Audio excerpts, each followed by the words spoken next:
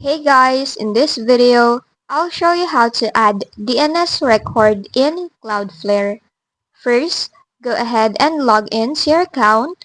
Once inside, you will see here your connected domains. So what you need to do is, on the domain where you want to add a DNS record, just go and click on these three dots. Now, go and select on Configure DNS. Once inside here, you can now go ahead and add a new DNS record. So just click on that. Now, choose a type for it. Then, just go and input on the required fields for it.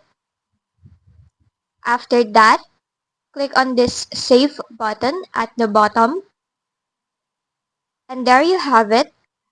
Your DNS record is now added. You can go ahead and add another one if you'd like to. And that's just basically it.